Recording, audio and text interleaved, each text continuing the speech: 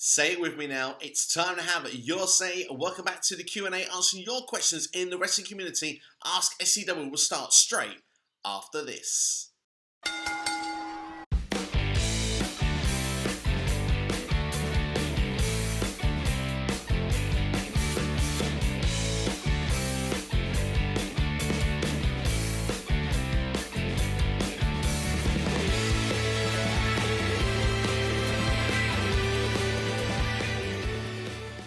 So welcome then to Ask SCW. What a weekend of wrestling it has been with the WWE Royal Rumble, definitely creating one or two major talking points. There will be some questions based on that here today. As well as that, also going to be talking about WWE's Elimination Chamber, and we'll be kicking things off with the WWE Hall of Fame. So lots to discuss, but if you're involved on the next episode of Ask SCW, then simply drop your question here in the comment section below. Leave the hashtag AskSCW. I know to include it and give you a shout out in the next episode. As well as that, you can always drop a question on Instagram, Twitter, or Facebook. All the places to find me are coming up on the screen right about now. And make sure to stick around to the end of the video today. SCW Rewind will be making a return this week. I'll be telling you where you can check it out live and what show will be reviewed along with my very special guest. But without further ado, let's get straight into talking about the Hall of Fame with our first questions this week, which comes from FAF Wrestling. Who do you think will be in the Hall of Fame this year? And I'm going to combine that as well with GG on Wrestling as well. Give us two names you'd like to see in the Hall of Fame this year. Fantastic questions to kick things off this week. Well, the first name that comes to my mind is Dave Bautista. Now, the reason for that, obviously, he was supposed to be in the Hall of Fame in 2020. That ceremony was cancelled altogether due to the COVID-19 pandemic, of course, that started up around that time. He was unable to be around last year for the Hall of Fame, so it could make sense that WWE could give him the nod and make him the headline act this year, although I think there's possibly more chance WWE might just save it one more year. Of course, WrestleMania next year is going to be in LA, in Hollywood, so there is a chance maybe they could put Dave there. And also with the Guardians of the Galaxy Volume 3, I believe due out in 2023, if I'm not mistaken, that could be a good place as well to have him as the headline act for the Hall of Fame there. So that means, what about this year? Who would you have this year? And well, WrestleMania is in Texas, the AT&T Stadium, and I think there's two reasons why this was personally selected as the WrestleMania place. Now, first off, the AT&T Stadium was actually the place for WrestleMania 32, which of course is the highest attendance of any WrestleMania in WWE history. I think coming out of the other side of the pandemic, I think WWE wants that bit of action, of course, especially now it's a two-night WrestleMania as well. Think about the amount of money they can take in from that. But second off, I think the Hall of Fame is a big chunk to do with it, because who from Texas could be the headline act for the Hall of Fame this year? Of course, I'm talking about none other than Mean Mark, who is probably better known for his 30-year plus run in WWE as The Undertaker, because, well, The Undertaker residing in Texas, let's be fair, could be the Hall of Fame on his own. He's been there for so many years, we have so many stories, so many great rivals, and everything that's gone through in the business, and probably will be inducted by Vince McMahon himself, let's be fair. So I can see that one as a potential, and definitely would be one of those names that I would put forward, saying, A, it's someone I want to see, but B, I think it's quite believable to see. And I think, to be honest, if The Undertaker was to go in, I could see an Undertaker sort of themed Hall of Fame, people that are probably, you know, linked in with The Undertaker. If you want to go with like people that are legends from, say, even 50, 60 years ago, perhaps the people that are not in the Hall of Fame that perhaps inspired The Undertaker could be a name or two that could be mentioned. We could see perhaps maybe one or two of Undertaker's best rivals that are not currently in the Hall of Fame. Now, we know many of them, like Shawn Michaels and Steve Austin and Mick Foley, they're already in the Hall of Fame, but maybe there's one or two that Undertaker really thought was special at the time working with that had not got that nod. They could be someone that could be into the Hall of Fame. Of course, let's not forget as well, Michelle McCool. I've done a quick Google search. I don't believe she's in the Hall of Fame, so the Undertaker's real-life wife could be inducted into the Hall of Fame as well. I think that would be special all around. And of course, let's not forget about the Bone Street Crew as well. That was the Undertaker's group going around the new generation area, the people he would like to hang around with in the 90s. So some of those people could be inducted into the Hall of Fame, because I know some already are in the Hall of Fame, like Yokozuna, for example, and you know, people like that. For example, Paul Bear is already in the Hall of Fame. So perhaps maybe we could see the likes of maybe the Godwins, Savio Vega. I don't believe they've been inducted to this point, so they could necessarily be a shout. But I mentioned as well, people that are close to the dead man really could be involved, and obviously Kane's already in there as well, so it's sort of picking those other ones that aren't, that probably have had an impact on the Taker's career. So those are the ones that I think will go into the Hall of Fame. To give two others to go sort of more onto the basis of Gigi's question of two that I'd like to see in, that if it wasn't The Undertaker, or outside of that, I'd rather see Bam Bam Bigelow. I think the Beast from the East would be an awesome choice. He was almost like a once-in-a-generation athlete. I mean, he could do things in the ring a guy his size shouldn't be able to do, and it was always so much fun to watch as well. And if I'm not mistaken, was actually a losing finalist in the first ever King of the Ring tournament as well to Bret the Hitman Hart. And the other one that I'd like to see would be Shad Gaspar for the Warrior Award. I think that person would be a nice tribute and would be very touching. So yeah, I would like that to be done if WWE could do that for the Hall of Fame this year. Next question comes from NX Steve. Of course, Steve Silk here from Jonesy Chats Wrestling. So with the rumours that WWE offered Jeff Hardy a spot in a Hall of Fame to re-sign with them, do you feel this lowers the value of being a Hall of Famer if they're going to use this as a bargaining chip to stop him going to AEW? Because I highly doubt he'd go in this year if he was still there. Now, I must admit, I was unaware of this, if this has actually been given as a spot for Jeff Hardy this year. I could see Jeff Hardy have been offered a spot at some point. As I said there, I don't know, maybe it would have been good as one of Undertaker's rivals as well. Perhaps in a way Jeff Hardy could work with that, but not forget that famous ladder match. Probably put Jeff Hardy on the map as a single star, but I think you're right. I do think Jeff Hardy would probably not be in the Hall of Fame had he not left the company to begin with. I think Jeff Hardy would go in another day, but he's certainly, without a question, a Hall of Fame candidate. It wouldn't lower the prestige of the Hall of Fame, but of course, it's one of those sort of things. It's a WWE propaganda. It's who they want to showcase as seen as Hall of Fames as legends. There are probably people out there that we think should be in the Hall of Fame that will probably never get a mention, never will get an induction. I mean, let's be fair, would someone like CM Punk ever be put in the Hall of Fame? He definitely was a game changer, but of course, politically, on both sides, I don't think either of them would accept that invitation. So there is that kind of sense of the legitimacy of it anyway. It's one of those Vince McMahon sort of club things, if you want. But I don't think it lowers the value. I mean, there are superstars in there already that you probably would question and say, well, what are they doing there, or did they justify to be in there? I know that when I used to watch the No DQ videos a lot of time, Aaron Rift would always turn around and say, well, Coco beware. If he's in the Hall of Fame, anyone can make it. So for me, Jeff Hardy, he's a top level Hall of Famer. He's been some of the most memorable moments in WWE history. When you look at the TLC matches, of course, that were back in the day as well, some of those death-defying stunts where he's jumping off barricades and stuff like that, like a Royal Rumble 2000 with the Dudley Boys. He's a former WWE champion, world heavyweight champion as well, so he's been at the top of the card, and of course he's been in and out of the company for 25 plus so years. So for me, he definitely would be worth of it. I can understand why WWE would offer him the spot of it, but to go in that soon, I think would seem a bit strange, but obviously would probably show the indication on how they would use him. Perhaps maybe, I don't know, maybe they want to go part-time deal, or maybe more than likely would be the legend that put over other talents. Maybe he'd come back in and probably first off start against Roman Reigns, and then he'd be quite quickly, putting people over lower down the card. But I don't know how they would probably play out, but for me, it doesn't really make it seem less valuable. I mean, it just goes to show that really WWE got rid of Jeff Hardy and probably shouldn't have done. Now, if they're offering him a deal this soon, not long after, it clearly means a mistake has been made. But I think everyone and the Grand can predict Jeff Hardy will be in AEW at some point in the very near future. And of course, he can finish his career off with Matt. I think that's something that has been publicly said in interviews before, that they would like to finish off their career as a tag team. It looks like that's already evolving in AEW, by the way, as well, with Andrade El Idolo getting a purchase into the Hardy sort of organisation that's going on. I can see Matt Hardy definitely being kicked out of that in time, and then if Jeff Hardy comes in, then you've got the Hardy Boys against Andrade, Private Party, the Blade, the Butcher, and all the rest of them that are in that group. Next question comes from Mike, a Tan Habs Mike. Would it be better if Drew McIntyre or Seth Rollins was added to the Brock Lesnar vs Roman Reigns match at WrestleMania 38? Clearly, judging by reaction, fans don't want another Lesnar vs Reigns match. For me personally, I think it's the case of not necessarily wanting another match, but maybe not wanting another WrestleMania match. Obviously, this would be the trilogy. There's only very few matches that we've had trilogies at WrestleMania in the past. The two that spring to mind immediately would be, of course, Stone Cold Steve Austin and The Rock, along with Triple H versus The Undertaker, some of the greatest rivalries of all time. Would this necessarily come in that bracket where it deserves to be? You look at WrestleMania 31, that was after Roman Reigns won the controversial Royal Rumble back in 2015, and hey, we're back here once again, probably the worst Royal Rumble for the men since then. And I suppose that we had the WrestleMania 34 one, which, let's be fair, no one wanted to see that either. So I do think this would be probably the best of those main events if they were to do it, but at the same time, I do think the idea of adding Drew McIntyre or Seth Rollins, I think it's a fantastic idea. I mean, you look at Drew McIntyre,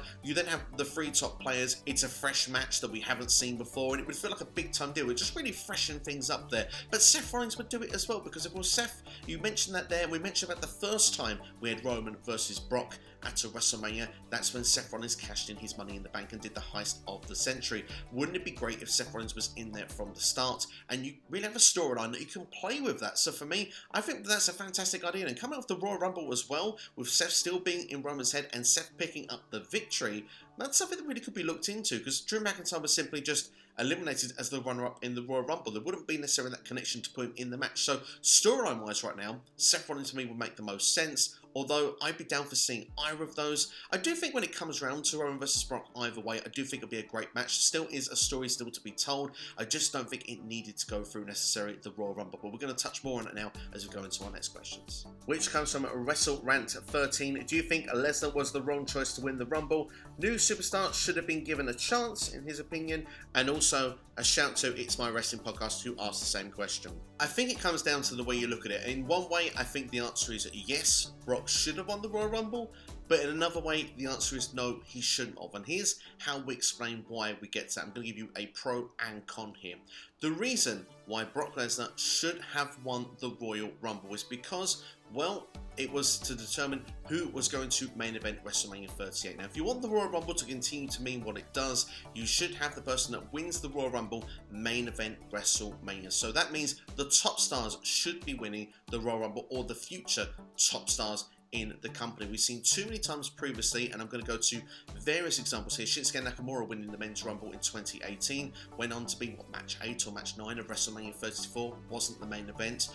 Alberto Del Rio, of course, winning it in 2011, was the opening match of WrestleMania 27. Same with Sheamus as well in 2012, which meant WrestleMania 28 was also the opening match of that show. So for that reason, if you want the main event, the star attraction, the appeal, Brock Lesnar ticks all of those things, which makes him the right candidate to be the main event of WrestleMania. It is arguably, like we said, it's the biggest match WWE can put on and put together is Brock Lesnar versus Roman Reigns. Regardless of whether we've seen it before, it is what would get, outside of the wrestling, viewers' eyes and the people on Twitter and that. If you want the sort of casual audience to be tuning in, they're going to be more appealed by seeing Brock Lesnar versus Roman Reigns than sadly they are, for example, I don't know, a Riddle at this point versus Roman Reigns. That's not going to work. That's not going to create headlines out there at this moment, even if you think that's someone that should win it. Maybe even Kevin Owens as well. You turn and say he's re-signed with the company. Maybe he should have won the Royal Rumble. It's just not going to do it for people.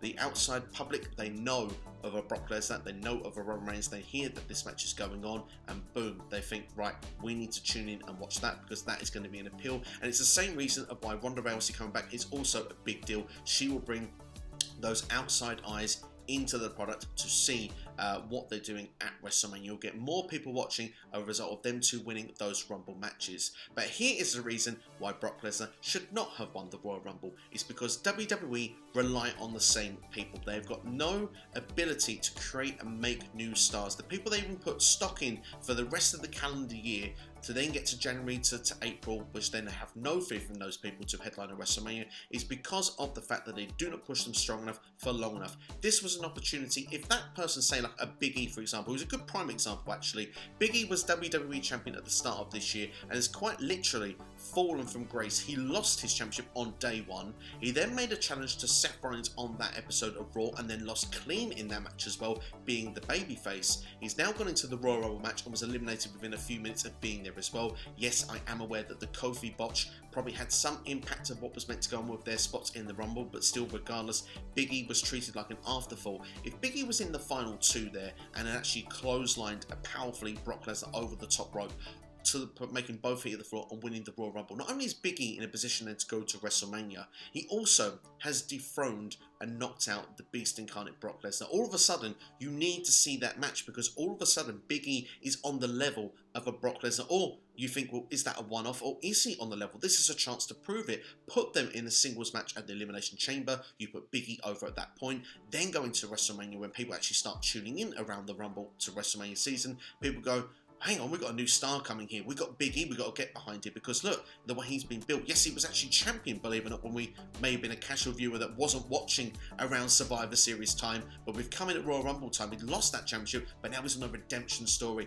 And look, he's not only just clotheslined Brock Lesnar to win the Royal Rumble over the top rope to win it. He's then beat Brock Lesnar on the road to WrestleMania. God, I need to see Big E versus Roman Reigns, or even Bobby Lashley, whichever championship he goes for. But even if you say, take example with Roman Reigns as the storyline, oh, apparently they faced a Survivor Series and Big E got off the worst of it. Big E's looking for that redemption. All of a sudden you go, bam, we've got a new star we're building towards WrestleMania. And the longer that WWE doesn't do this, and look, this is one of the foundations of why this channel started back in 2016, is that WWE were relying on the people, the names they trusted then. They were perhaps a bit more willing to try and use, or had at least more people they had faith in. They seem to only have faith in one storyline and two people, and this is a reflection of why the men's Royal Rumble, in my opinion, was so bad, because nothing happened for the first 20 entrants. No surprises coming in, no storylines being built. Where was the start of a breakup for RK Bro? Or you could have done it with the Mysterios. You could have had, if Shane McMahon was going to come in, what was going on with that of Austin Theory. There's lots of different things you could have started doing, but they did none of it. It was all about simply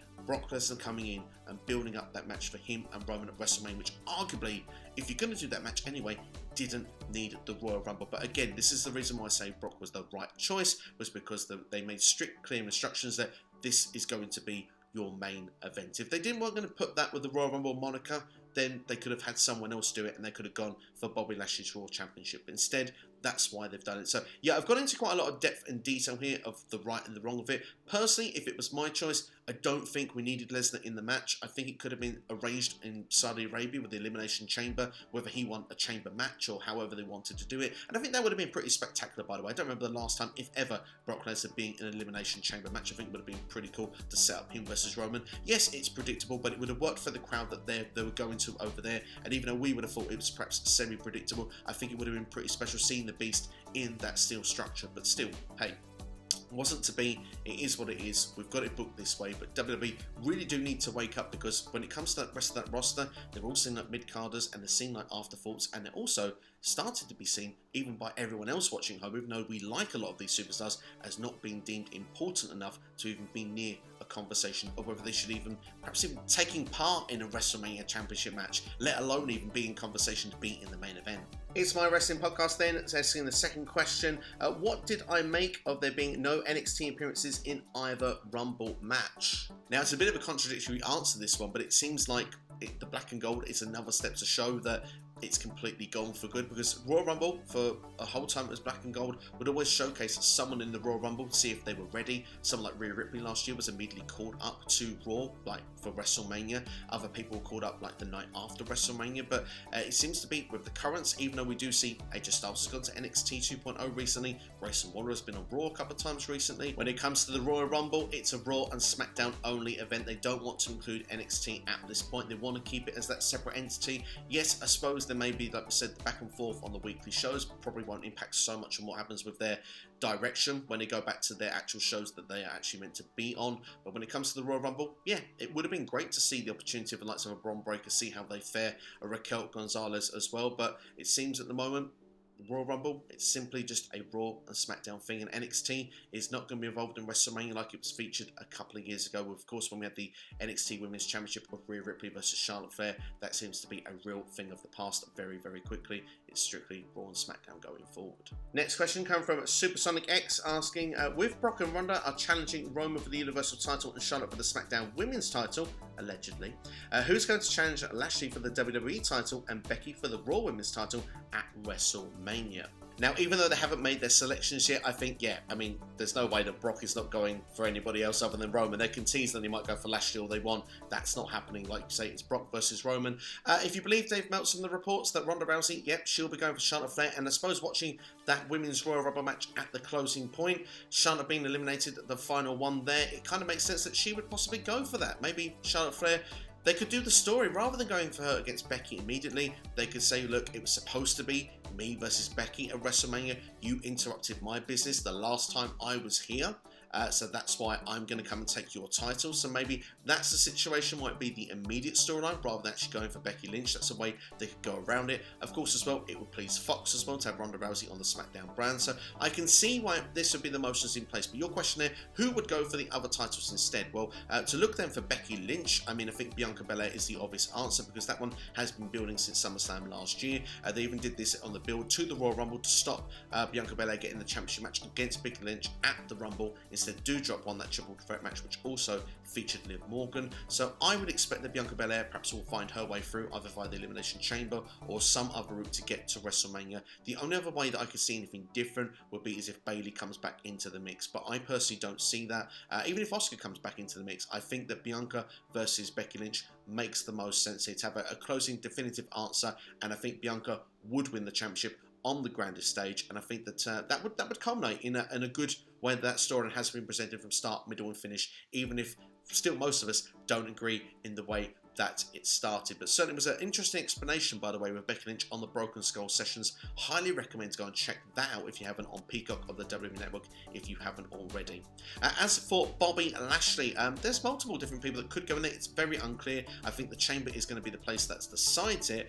Looking at it, I mean, of course, there's Seth Rollins that could be a potential in there, still currently a Raw superstar. Biggie apparently has been traded to SmackDown, so I don't think that one's necessarily going to happen anymore. Kevin Owens has re-signed with WWE. AJ Styles could be someone that could be thrown into the mix, and certainly would like to see AJ versus Bobby. But Edge, I feel, is a candidate as well, and I feel that that's an opportunity that WWE might look to go for. Again, I'm not sure if people will be necessarily on board with this. Edge is getting close to his mid-40s towards 50, so it's time really to build these new stars up. But if you want to go for what I think is the star-studded match, and if you want to go with prediction rather than what I want, I do think they may go for Edge versus Bobby Lashley. I don't remember that match being going on before. They're two very well-built stars from WWE, people that I would see as credible. So I can see the credibility going in for it and then making this match. So for me, I think that's certainly got legs on it. But AJ Styles would be one that I would perhaps want, but I could also see Lashley versus Seth Rollins as well. So there's multiple options. It's very unclear at this point, but I do think the Elimination Chamber will be the place that solves it. And speaking of the Elimination Chamber, Martin Lorenzo Carrillo of our next question now. What will be your two Elimination Chamber matches that you would like to see next month, and what outcomes will you choose for feuds heading into WrestleMania?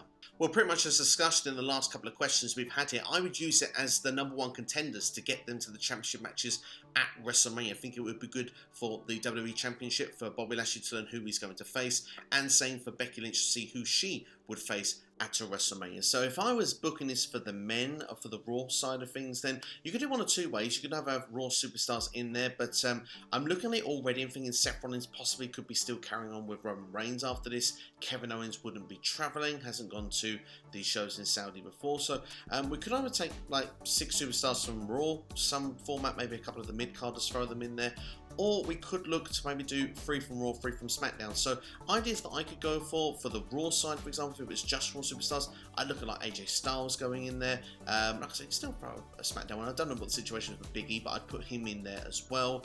Probably could look at someone like Edge. Edge could be great in there. Austin Theory could be good to go in there. And maybe Randy Orton and Riddle could be the sort of field that could lead it up. If you were to do 3 and 3, for example, you look from SmackDown, I mentioned Big E. I'm not sure if that trade thing has happened. Drew McIntyre, someone you could throw in there also. So you have got the ability to do these sort of things as well. And knowing WWE, they'd probably throw Shane McMahon in there just to upset a portion of the fan base, probably on Twitter or somewhere like that. But so Shane McMahon could probably be handy in like that. You could do a story with him and Austin Theory could be in there. Like I say, if RK Bro was in there, that could start perhaps leading towards a tease of a breakup. If Edge is in there, maybe you're leading to a feud with AJ Styles. So I'm booking lots of ideas here. Maybe the one that's left out probably ends up going for the championship against Bobby Lashley. The odd one out. Doesn't really make sense, does it? But still, you get my drift there. There's certainly lots of things you can do to build towards a WrestleMania match, and certainly in the structure, whether it's all Raw superstars or 3 from Raw, 3 from SmackDown, you still can make that work. As we turn our attention to the Women's Elimination Chamber, I think Aaron Wrestling by Waldridge came up with a great suggestion, by the way, on the Royal Rumble review live stream, and he suggested that we could have perhaps in there Bianca Belair, Doudrop, Liv Morgan, Nikki ASH, Rhea Ripley, and perhaps even like a returning Asuka or Bayley could fill that spot. As an alternative, I could say maybe if those two weren't around, you could perhaps have Queen Zelina that could be in the spotlight, even though she's one half of the Women's Tag Team Champions. I think definitely a reward for being the Queen's Crown holder. The fact as well she's won half of those tag champions, as I've already mentioned, and she eliminated Sasha Banks at the Royal Rumble. That's got to be seen as a pretty big deal. She's definitely on some sort of run right now. So if all those were involved in the chamber, I think that would be quite fun to play out. I think the most obvious storyline that could come out of it could be Bianca Belair that would go on to take on Becky Lynch at WrestleMania. For other storylines, we've already got Nikki ASH and of course Rhea Ripley that's already playing out as we speak. Perhaps Liv Morgan and Doudrop can have their thing maybe and start off a singles program themselves. And what could also be quite interesting is if you could get Bayley into the mix, into that Elimination Chamber per se. What if she was to go on and win it and Bianca Belair gets screwed again and you can make the triple threat match with Bayley, Bianca Belair and Becky Lynch? I'm not going to drop it. I hope that could be a potential match that can happen when Bayley would return. I just think it makes a lot of logical sense. I've probably said now in a number of videos that you've been watching, but that's certainly what I would do with the Elimination Chamber this year. Build those number one contenders for championship matches at WrestleMania. I think the champions should be in that strong position and make people work to go and fight them. They can have their own strong matches than they have maybe to defend the title in singles matches elsewhere on that Elimination Chamber card. Speaking of Aaron from Wrestling by Wardridge, he's got our last question for us this week. With Lita eliminating Mickie James from the Royal Rumble match, could you see her making a surprise appearance in Impact for a one-off title match? I really like this idea. This is really creative, and this would be a great way to use that Forbidden Door, by the way, because let's look at, we got the Impact Knockouts champion, or Impact Women's champion in WWE's terms, Mickie James being in the Rumble, had a respectable 11 minutes in the Rumble match as well, like I said, eliminated by Lita there. WWE, if they were to send someone the other way, they're not going to send one of their women's champions. You won't see Becky Lynch or Charlotte Flair in the Impact Zone. You wouldn't even see the next level down of, you know, the number one contenders, if you want, like the Bianca Belairs of this world, the Liv Morgans, the, you know, the Ronda Rouseys. They're not going there, but a legend like Lita I think would make a lot of sense, because if WWE were to send their undercard wrestlers, yeah, they would still be seen as a big deal, but I don't think it would be seen as a fair trade, or if you know what I mean. I think a Hall of Famer like a name value like a Lita would be interesting to see against Mickie James in the Impact Zone. So this is really creative, this is fun, it's something I would be interested in seeing, and I think a lot of people would like to see a match like that, perhaps in somewhere like Impact Wrestling. But the other thing I would say that also counters this, if Nick Khan is watching and decides to pick up the phone and make a phone call, Mickie James will be taking on Tasha Steelz. Of course, Tasha Steelz winning the Ultimate X match at the Hard to Kill pay-per-view on January the 8th. She's going to be getting her championship opportunity at No Surrender against Mickie James, and at this particular moment, I don't know, I have a feeling the belt could just change hands in the very near future. Tasha Steelz seems to be quite a role right now in Impact Wrestling, and I wouldn't be surprised if she was to be your next Knockouts champion. That's right, WWE, not Women's champion, Knockouts champion. But certainly, Mickie versus Lita, if it was a way they could be put together, I'd certainly be down for it. But that's all we've got time for this week anyway on AskSCW. Thank everyone so much for your questions. As always, go and support them on Twitter, give them a follow. Let's grow all together in the wrestling community. I said stick around to the end of the video because I was going to be announcing SCW Rewind will be returning this upcoming week. It will be, in fact, Wednesday, 8 PM UK time, which means 3 PM Eastern in the States. It's going to be myself, Aaron, Wrestling by Wardridge. Together, once again, we are going to be teaming up to review the WWE Elimination Chamber 2018. That's right, which held the first ever Women's Elimination Chamber match, and of course, the one-off time we had 7 men main eventing in that Elimination Chamber structure. So a fun event to go back, probably one of the more recent ones as well. Of course, 2018, only a few years ago, has a lot of the current WWE superstars in and amongst that show. So yeah, looking forward to diving into it and going back and watching that one back over. And of course, if you don't want to miss it live, then my recommendation is to subscribe to this channel if you haven't already. Hit the beautiful bell as well and turn the notification setting to all, you know, each and every time a video is released on SCW, including that SCW Rewind retro review of Elimination Chamber 2018. Please like the video as well that you're watching right now. Please share it with a friend. Leave a comment as well on any of the topics that's been discussed today. And like I say, if you want to drop in a question for next week, you can do it here. Make sure to leave that one question with the hashtag AskSCW, and I'll give you a shout out in the next episode. But that's all from me anyway. Thank you for watching. Have yourselves a good one. I'll see you next time here on YouTube. Have yourselves a great day, and thank you for watching as always.